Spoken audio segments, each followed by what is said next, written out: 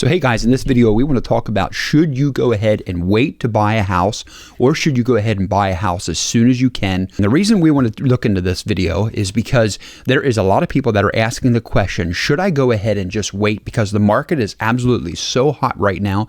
There's very little inventory or low inventory out there on the market.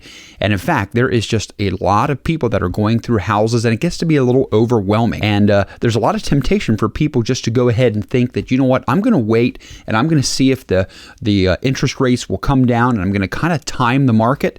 But I want to tell you that I personally have went and bought 3 houses in my time. There's valuable information that I can feel like I can give you that would help you make the best decision that you can. So I know that the decision to buy a house is one of the biggest financial choices that you're going to make in your life. One thing I would say, that before you go ahead and you look at buying a property, you really should go ahead and look at your income to see if it is stable, and make sure that your debt to income ratio is very balanced, because this is going to be very important when you go to buy a home and to afford the mortgage payments. You got to remember that when you buy a house, there's also going to be taxes, there's going to be maintenance costs, there's going to be repairs and other hidden costs in there that you may not be aware of when you go to buy a house. So back in 2002, I was in the exact probably position that you were in. I was looking for my first house, and our kids were growing and we were running out of space, and we were like looking at all these houses, and we didn't actually know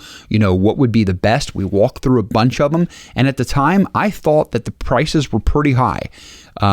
The house that we actually ended up purchasing was $142,000, which at the time I thought was pretty substantial, but it was the going rate. But I knew that I couldn't wait any longer, and I needed to go ahead and get in and buy a house and start locking in the price so I can build equity and start increasing my net worth. So fast forward, we were there at that house for like 8 years, and we put a lot of sweat equity in it, and we fixed it up, and we updated the carpets and repainted and did a lot of those things, made the outside really nice, did some really good curb appeal.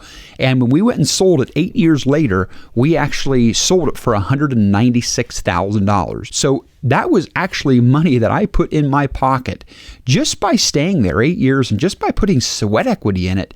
It increased in value pretty good in 8 years. Hey guys, if you're getting any value out of this video, make sure you hit the like button. And if you're new to my channel, please consider subscribing so you don't miss my weekly videos, and so you join our community. And make sure you share this video with a friend.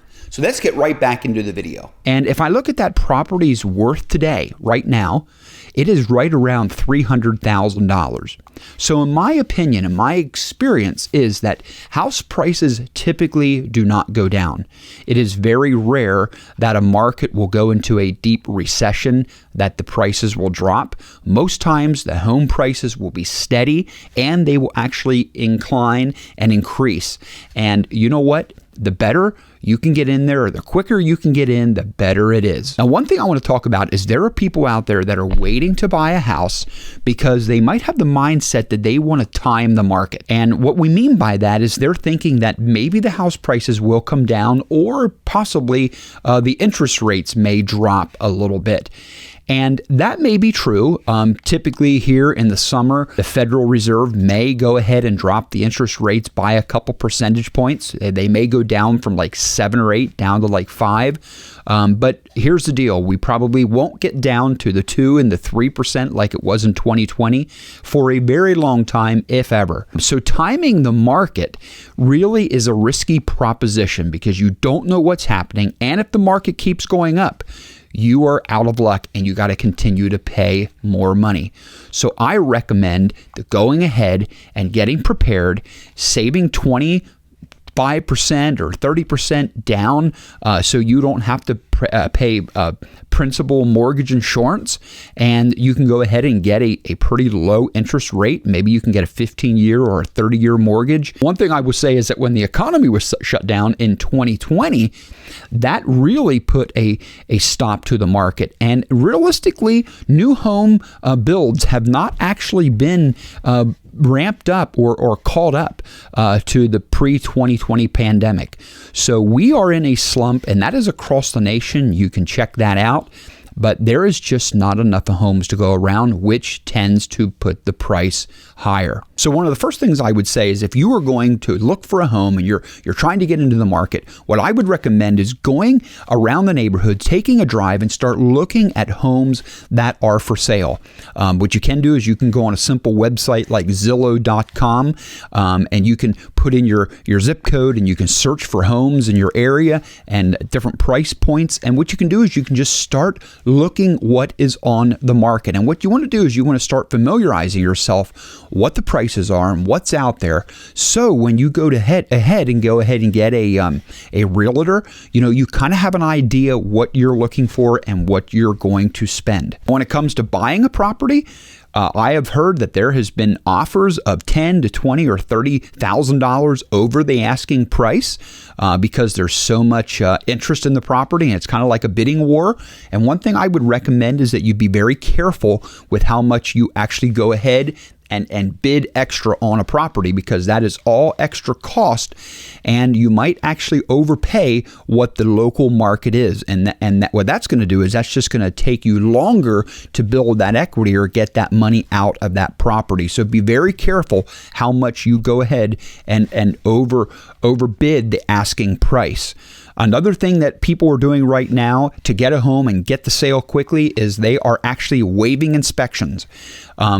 So basically what they are doing is they are buying the house as is. They go in and look at it and they buy it as is, and they might not know exactly what they are getting in for.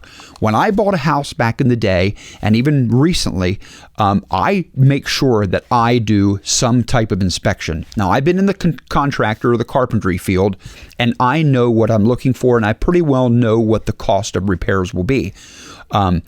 But if you don't know that, I would recommend maybe to go ahead and take a contractor friend or someone that you're familiar with and you trust, and that they would be able to take you and walk you through the home and maybe point out some of the things that you should be looking for. I am going to go ahead and make a list up that you can use for an inspection cheat sheet, and I'm going to link it in the description below. So you just go ahead and make sure you get that free download, which will be able to help you navigate your own inspection. So I want you to let me know in the comments below if you're renting right now, or if you own your own home, or if you're in the market and what you're looking for. Go ahead and ask any questions. We want to be able to build this community. Make sure you like and subscribe to my channel so you don't miss a single video. And until next time, peace.